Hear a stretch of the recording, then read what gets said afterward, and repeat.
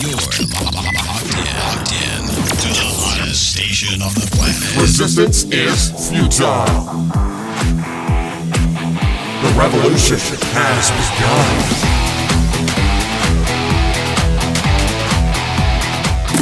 You're listening to Rebelpreneur Radio, helping you break the rules and build the business you need for the life you want. And now, broadcasting his pirate signal from somewhere beyond the status quo, here's your host, best-selling author, marketing and media strategist, Ralph Brogden.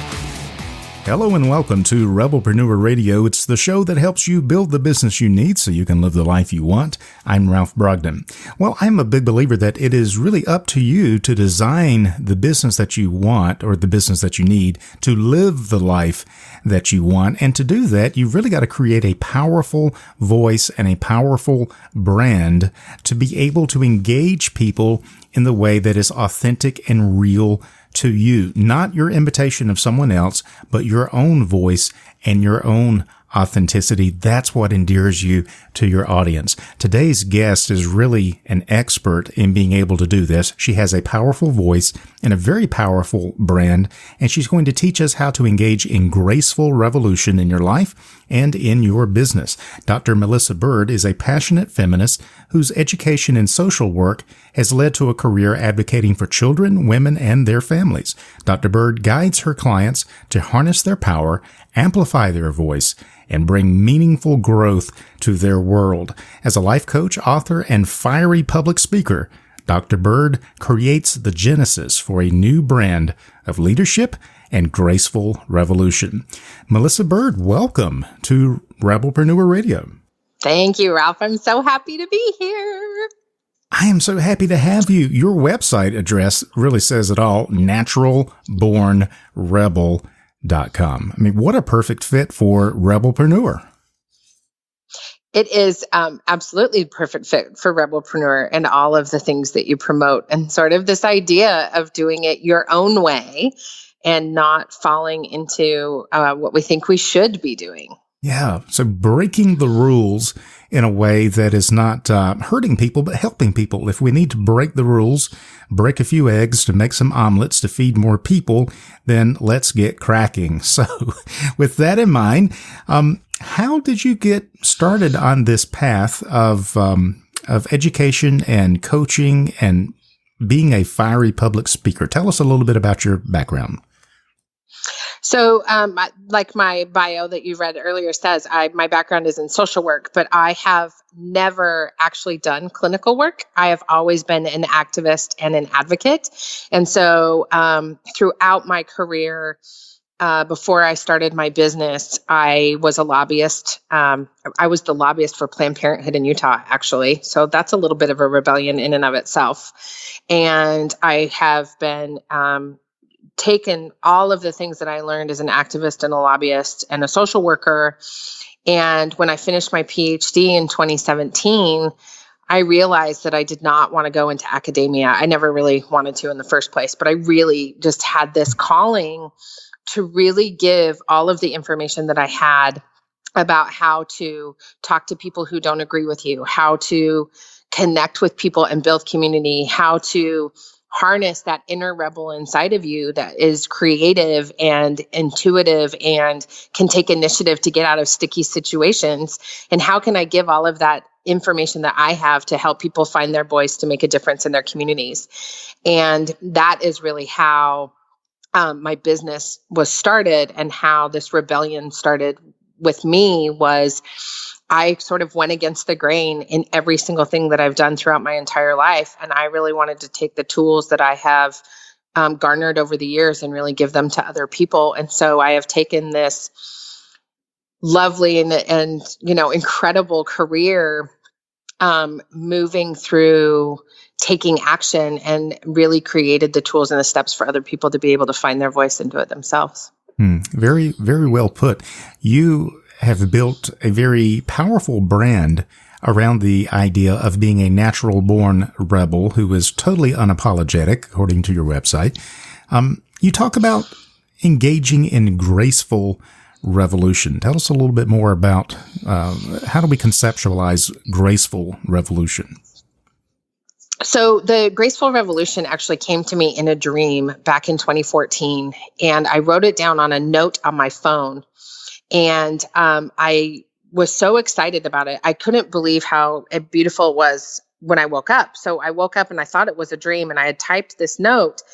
And the summary of it, it's on my website, so you can read the whole thing. But the summary of it is that I believe in giving people the tools to infiltrate the membranes of power so they can get engaged in acts of graceful revolution that change the trajectory of people's lives through storytelling and connection. And so for me, the Graceful Revolution is all about taking your story, because we all have such an incredible story to tell, and really taking your story and figuring out how to message it in a way that you can clearly and succinctly give that message to other people so that you can infiltrate membranes of power and make a difference in your community.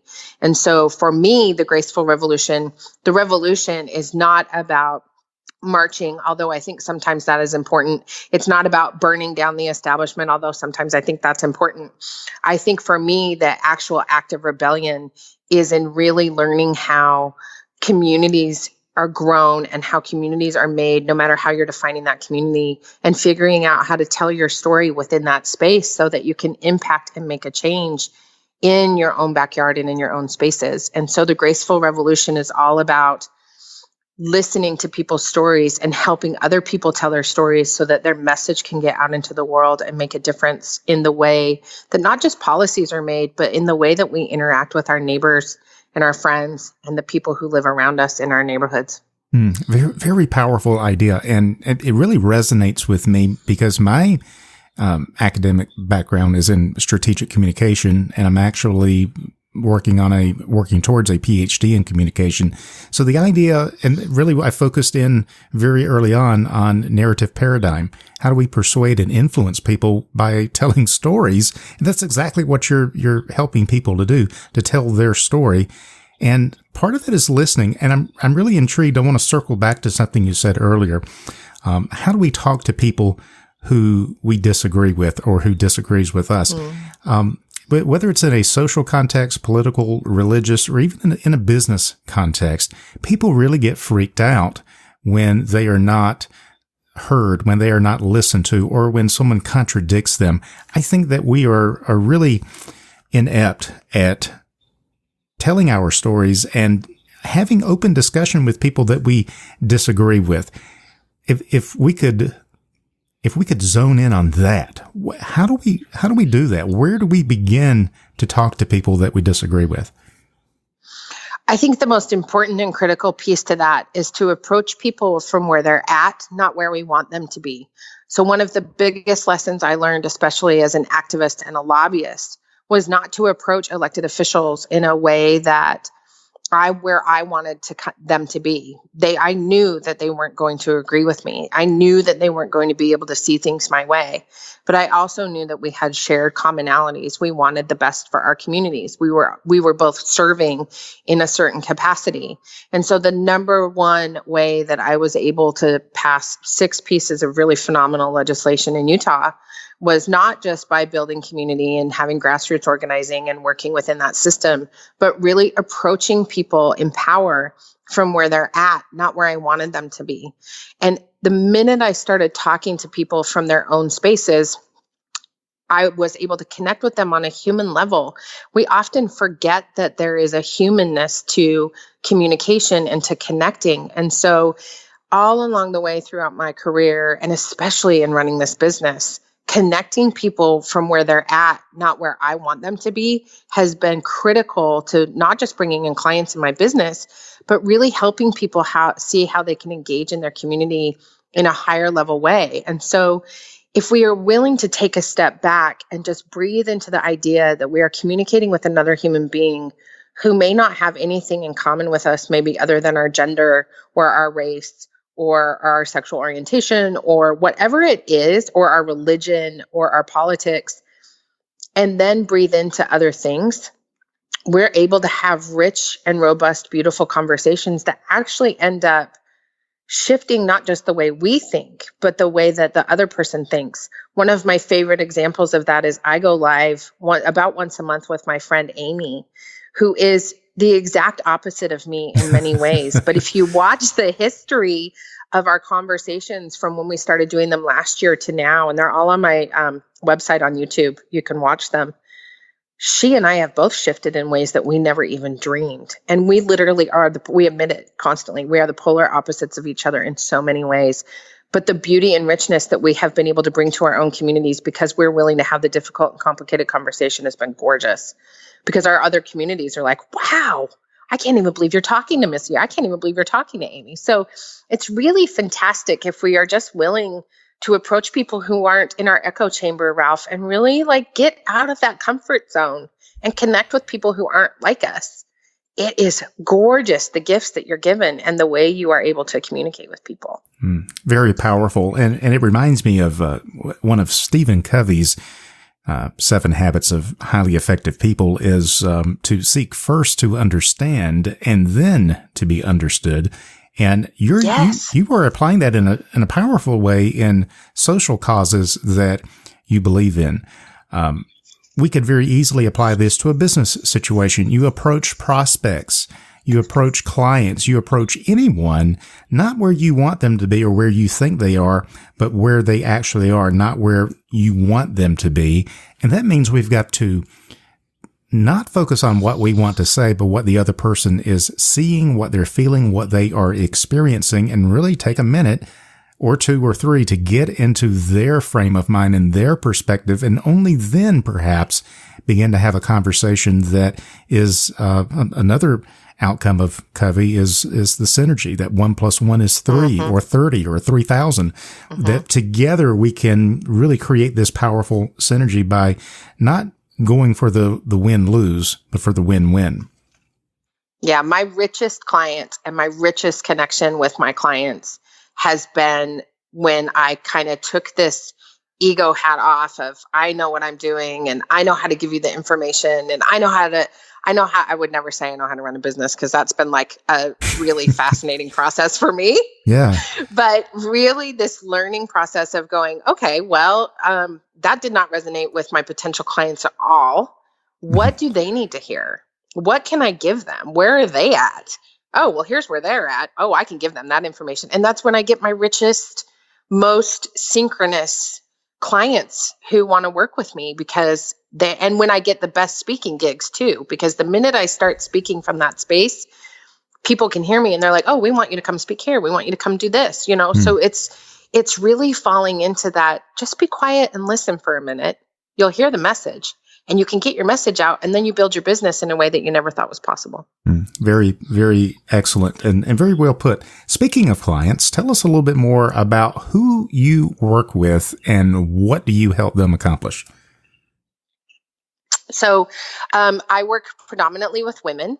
And in my coaching practice, I work predominantly with women who are mostly professional women who really, they're just really ready for something revolutionary and different. And so most of them tend to be rebels. Most of them have moved up through their professions in a non-traditional, not linear way, like they haven't just been promoted through the world, right?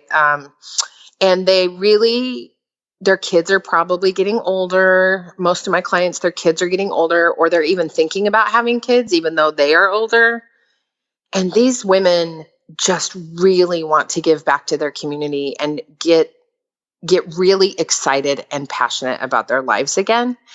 A lot of the coaching that I do when I work with my clients has to do with them finding their voice in connecting to the people that they're already working with or are connected with their family and friends.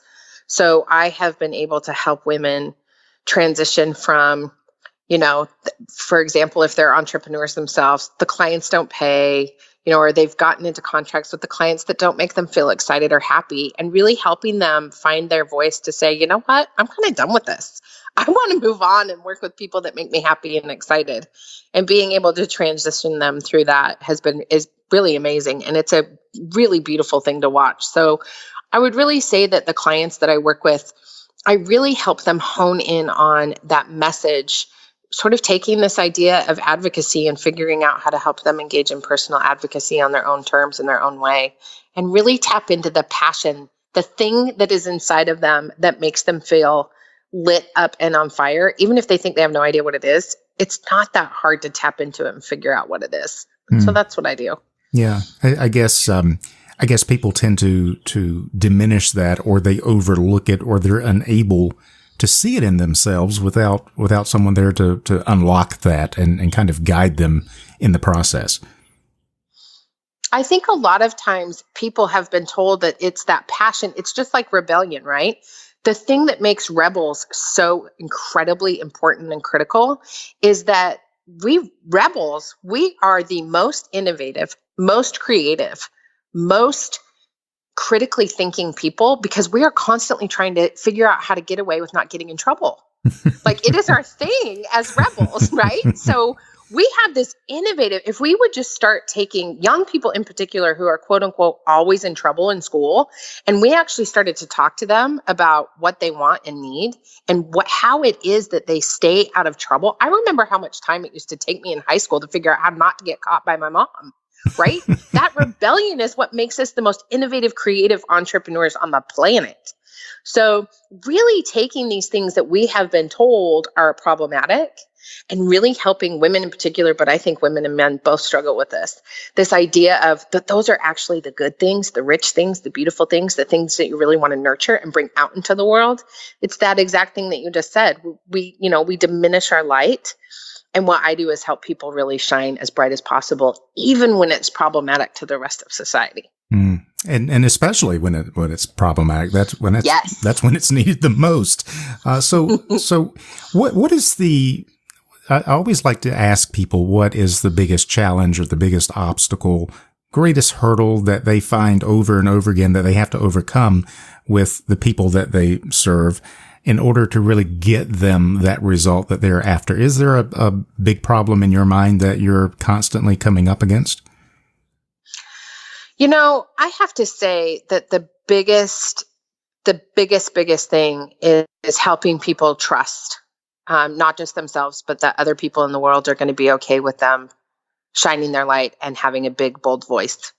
And because trust is this unwavering conviction and this innate knowing that everything you do in the world is going to be okay. And even if it's not okay, you'll be pushed to the place where you can expand and be your big, bright, rebellious self. And so many people get stuck in fear, and that fear just stuck. They get stuck like they're in quicksand. And the more we stay in fear and the less we fall into trusting the unknowing, the more we can't live, the lives that we're divinely guided towards, that we are really connected to. And, I have been saying repeatedly, what would have happened, for example, if Joan of Arc would not have trusted that her calling was to lead a revolution? What would have happened if Harriet Tubman would have been like, thanks for the nudge, but I'm just going to stay quiet about what's happening in this country? Yeah. What would have happened? What would the trajectory of history look like if these people had stayed silent? And so I think that as we look to our heroes for inspiration and wisdom and guidance, ask yourself, what would have happened if they wouldn't have trusted that what they were supposed to do was the thing that they were born to do? That's a very powerful thing to consider. Trusting yourself and trusting others, the lack of trust. So the flip side of that is fear of rejection, fear that I'm going to screw up. What can our listeners who resonate with that, and that's probably 99%, and the other 1% are lying. How can we take some steps and begin to trust ourselves and learn to trust others, even if we're not sure, and especially if we're not sure how everything is going to play out? I would think that's a critical thing to know, whether you are advocating for social change or whether you're just trying to build a business that solves a problem that people care about. What can we do to learn to trust ourselves and trust other people? Well, I think the very first thing to remember is that if we're running a business, we are making social change. There is not one person who's running a business out there that isn't impacting their community in some way. True. And so I feel like they are intertwined. And there are actions that we can take in our business that are really small and minute that can help us push past that fear. And so I have found that and I practice what I preach. So I don't ask my clients to do anything I'm not willing to do myself. And so every day, if I'm coming up against my own fear, which of course I am, I mean, I'm running my own business for heaven's sakes, and I'm talking about really difficult issues, every day I take action to move me closer to clarity and confidence, because fear dissipates when you just take action. And it can be a small little thing. Maybe it's that you send an email out to that potential client that you have been terrified of approaching. Maybe it's that you pitch yourself to 5 different places where you really want to be on a podcast interview. Maybe it's that you tell your partner the thing you've been most afraid to tell them and take the risk. So there's little tiny actions. Action is the thing that propels you out of fear, and it doesn't have to be giant.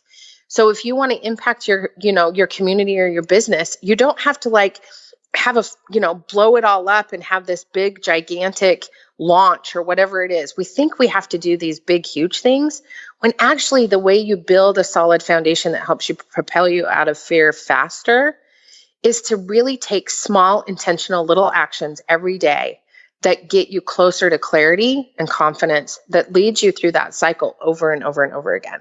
And if you keep doing little things, you will realize that the earth is not going to open up and swallow you whole, which is what fear tells you, right? Fear says if we do that, everyone's going to hate us.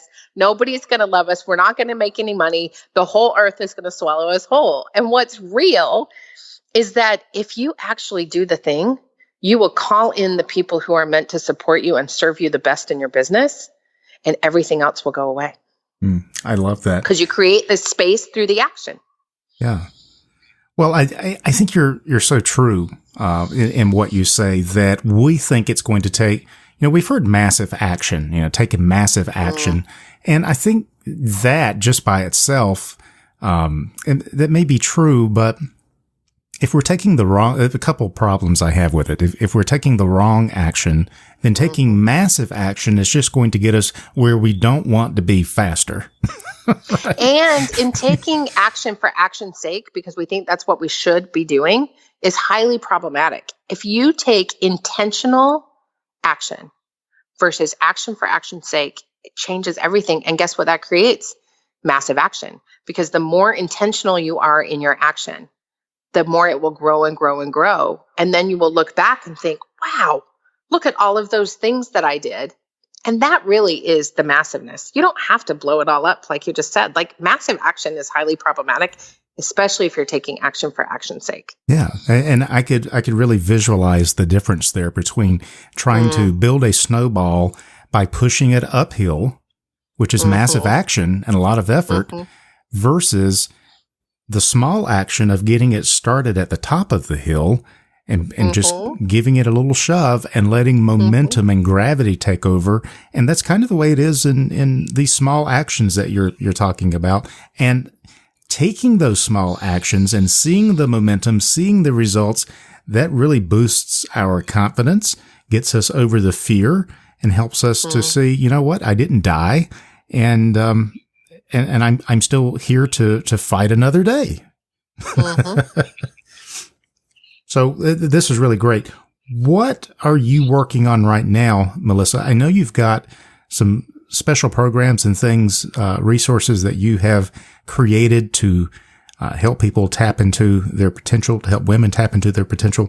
How would working with someone like you really improve their chances for success as opposed to trying to figure it all out on their own? Well, so I'm really excited because I just released my new book on my website called Natural Born Rebel, and it's free. So anybody can go and download it.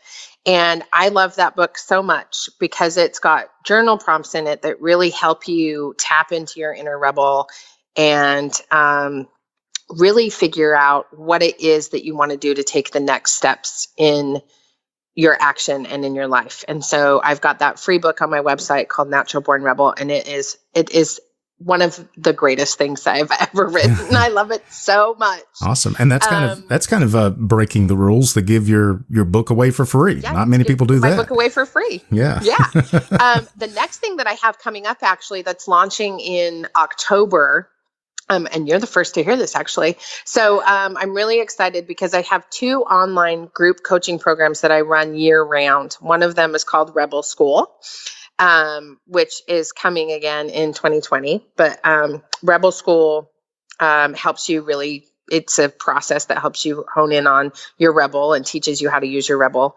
to go out into the world.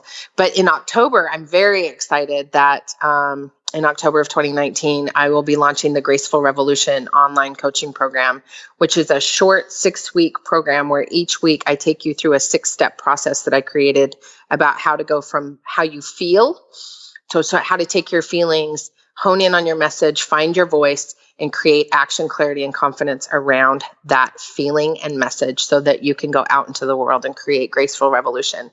And it's an online program and it's 6 weeks. And so there's group coaching and then you get one-on-one coaching with me with that. And it is so fun. It is the most fun thing ever. I love it so much. It sounds like a lot of fun. And if our listeners want to find out more, they can go to naturalbornrebel.com and check out Dr. Melissa Bird and all of the things that she has going on, and definitely download the book Natural Born Rebel. It's free, and so we'll have that link posted on the Rebelpreneur website, naturalbornrebel.com. Dr. Bird, this has really been motivational. I say that so much, but I get so much out of all the different guests that come on, each with their different perspective, the different things that they're doing. And I really appreciate you sharing your wisdom and your talents with us, because I think it is it reflects favorably that we can make a difference in the world. And I like the approach that we're going to approach people where they are, not where we want them to be. And that is unique. That's different from a lot of what we're seeing in other movements and in the media and other things that are going on in this very tumultuous period of time. So I appreciate that approach more than anything else, and your passion and your voice. Thank you so much for your time today. Any final thoughts or words of wisdom that you would like to leave us with? I think the final thing that I really want to leave you with is that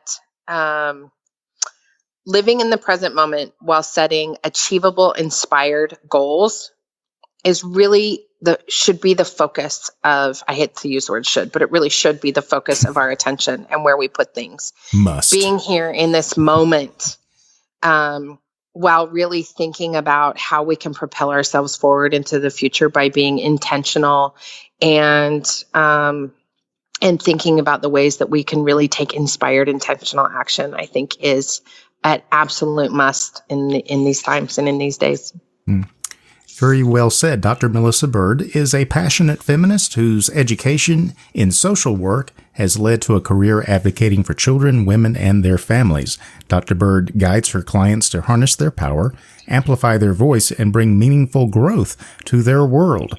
As a life coach, author, and fiery public speaker, Dr. Bird creates the genesis for a new brand of leadership and graceful revolution. You can find out more at naturalbornrebel.com. Melissa, it's been a real pleasure to have you on the show today. Thank you so much for sharing your wisdom and your passion with us. I really appreciate it. Thank you so much for having me. It's been an absolute pleasure to talk with you. You've been listening to Rebelpreneur Radio with Ralph Brogden. Download the show notes and much more at rebelpreneur.com.